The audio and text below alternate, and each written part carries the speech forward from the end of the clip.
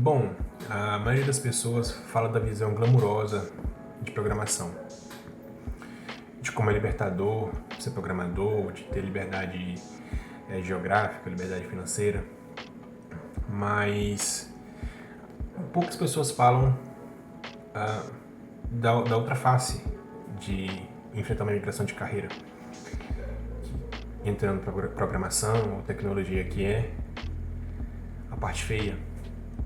Medo, culpa, dúvida, ansiedade, depressão. Coisas que, se não observadas logo no início, podem te levar à ruína. Eu trabalhei muitos anos como auxiliar administrativo, exerci diversos cargos: auxiliar de escritório, auxiliar de RH, auxiliar administrativo, analista fiscal.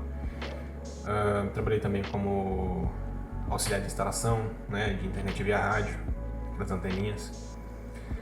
E eu nunca me senti feliz de verdade nesses cargos, sendo bem sincero. Eu estava neles porque foi o que apareceu, foi o que dava para fazer, com a minha experiência, com o meu currículo. Apesar de tudo, dentro dessa área, eu sempre fui muito bem sucedido, nunca tive problemas. Basicamente, em 80% das empresas que eu passei, eu saí com as portas abertas. E assim, era uma rotina puxada, né? A maioria dos trabalhos eu acordava às 6, para estar no trabalho às 7. Tinha um horário de almoço ali entre 11 e 1 hora, ou 11h30, meio-dia e 1 hora. Chegava em casa às 5 ou às 18. Então, das 7 às 18, você pode colocar que eu estava fora de casa trabalhando. Chegava em casa, eu tinha minhas obrigações para cumprir com minha esposa e com a casa também, porque ela não mora sozinha, eu moro junto, então fazer janta, lavar vasilha, organizar a casa, né?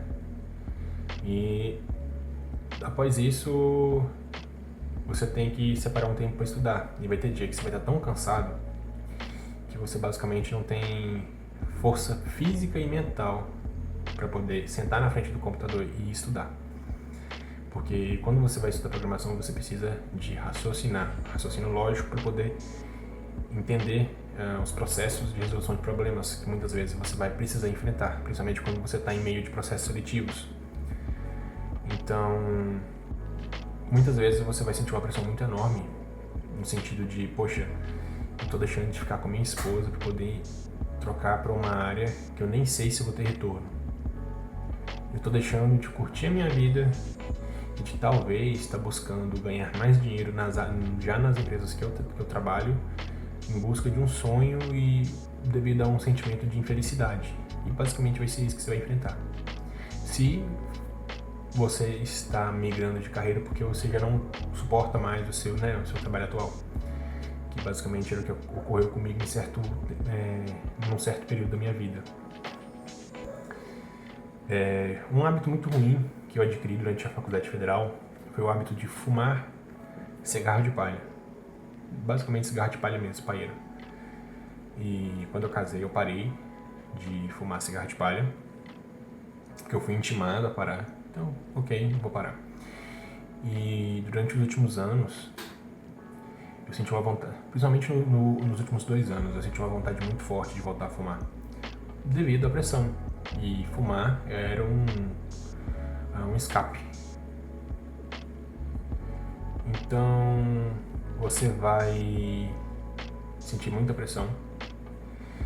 Uma coisa que vai te apertar em dado momento vai ser a pressão financeira e a expectativa dos seus familiares. Isso também vai te afetar bastante. A sua rotina do dia a dia, você não pode deixar que o seu trabalho atrapalhe os seus estudos. E mais, se você faz faculdade, você não pode deixar que os seus estudos atrapalhem os estudos de programação. Os estudos da faculdade não podem atrapalhar os estudos de programação. Eu sei que é algo bem divergente, mas realmente é o que acontece. Quando eu estava fazendo minha graduação em AD, dado o momento, principalmente nas épocas de prova e épocas de entrega dos projetos de extensão acadêmica, os estudos da faculdade, eles atrapalhavam os meus estudos de programação do dia a dia. Muitas vezes eu tinha que decidir se eu ia estudar programação ou se eu ia fazer a aula da faculdade. E muitas vezes você precisa fazer a aula da faculdade. Ainda mais porque a minha faculdade, ela tinha após o primeiro ano de faculdade, o MEC determinou que a prova de maior valor ela deveria ser realizada presencialmente. Ou seja, uma vez a cada entre 28 e 30 dias eu tinha que me deslocar da minha cidade até a cidade vizinha, são 98 km de distância, para poder fazer uma prova e voltar para trás. Então, isso eu dependendo do ônibus municipal que fazia esse transporte. Só que nem sempre tinha vaga no ônibus e nem sempre o ônibus ia. Então, uma estratégia que eu desenvolvi foi participar de todas as aulas EAD para garantir uma nota conceito 10. Por quê? Se eu juntasse a pontuação de todas as atividades mais a pontuação de conceito, eu conseguia a média 6, 60 pontos. Ou seja, várias matérias eu passei com 60 pontos cravados porque eu não tive como fazer a prova. Ou porque eu já tinha já tinha na média 6 e eu não precisava mais fazer a prova para poder ganhar aqueles 40 pontos. Então, era questão de estratégia. Mas, bom, voltando, você vai enfrentar a falta de foco, a falta de concentração. Se o seu ambiente não for devidamente estabelecido, talvez você não consiga estudar. Se você tiver filhos também, isso vai te atrapalhar, infelizmente vai te atrapalhar. Então você precisa de uma cooperação muito grande da sua família. O dia que você não conseguir estudar direito, você vai se sentir extremamente culpado. Você vai ver que pessoas que começaram depois de você, às vezes até amigos seus, que começaram depois de você, ou que são mais novos que você, já conseguiram a vaga deles e você não conseguiu a sua. A ansiedade por resultados mais rápidos vai bater. Você vai sentir que você está correndo contra o tempo, como se a todo momento você está com a água batendo na bunda. Isso não é legal e isso, como eu falei, só vai aumentar a pressão em cima de você mesmo. Mas algo que eu digo é o seguinte: para poder tentar contornar esses pontos, crie rotinas mais realistas. Se você percebeu que seu dia não está bom e que você não vai conseguir render, veja um pequeno vídeo sobre programação. Não precisa ser um estudo ali formal. Apenas veja um vídeo falando sobre o mercado, talvez veja sobre bons hábitos, como criar bons hábitos. Varie um pouco esse conteúdo de estudo, não fique bitolado ali em declarar variáveis e criar arrays ou de escrever um CSS. Não fique vidrado nesse ponto. Tente pegar algo mais leve. Só 20 minutinhos, 15 minutos ali, só para você poder manter o sentimento de dever cumprido, para você não ficar frustrado. Porque esses dias ruins eles vão acontecer com mais frequência do que você imagina, principalmente entre segunda e sexta. Se você tiver a possibilidade de ter apoio familiar, tente ter esse apoio. Principalmente se você for casado, busque na sua esposa esse apoio, ou busque em amigos se necessário. A minha esposa foi muito importante nesse processo de transição de carreira. Ela foi uma das principais pessoas que mais me apoiaram para voltar à faculdade.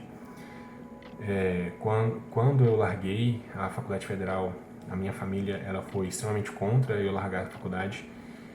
E quem fez eu voltar a estudar, mesmo que por EAD, foi a minha esposa. Então tente sempre ter uma base de apoio com pessoas que são importantes para você e pessoas que se importam com você.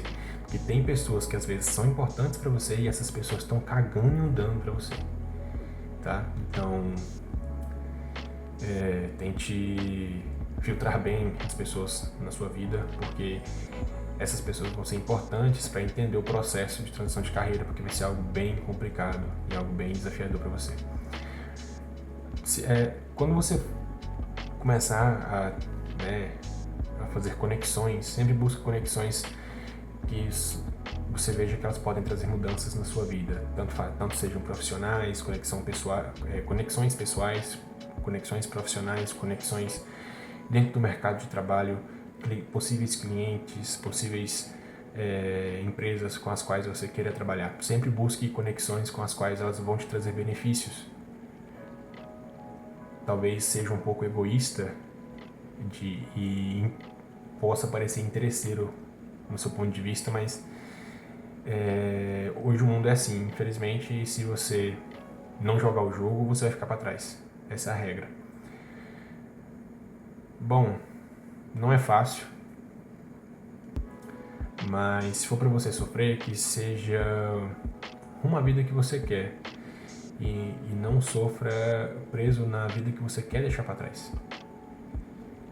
Talvez você não se identifique mais com a profissão que tem hoje e consiga numa nova profissão algo que você já não sente mais há muitos anos. E isso não é uma visão romantizada, porque realmente estar feliz consigo mesmo é extremamente importante para poder ser bem sucedido na sua carreira. Quando você trabalha apenas pela obrigação de trabalhar, de pagar as contas, seu brilho vai sumindo. Você se torna uma pessoa amargurada, extremamente amargurada, extremamente chata, irritante. E eu quase me tornei esse tipo de pessoa. Antes de eu migrar de carreira, a minha antiga chefe, a Kesiane, da empresa que eu trabalhava, que era uma distribuidora de ferro e aço, eu ia para minha segunda férias e eu ia vender metade dessas, eu tinha pedido para vender metade dessas férias, ela não aceitou, ela falou: Eric, eu vou te dar férias, porque você tá insuportável, cara, você precisa tirar férias.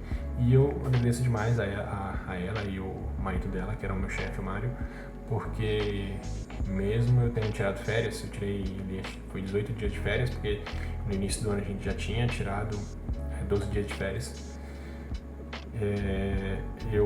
Após esses 18 dias, eu trabalhei 3 dias e saí da empresa para poder ir trabalhar na fábrica de software. E mesmo eu tendo pedido demissão, ela me deu a demissão e ainda me pagou todos os meus direitos.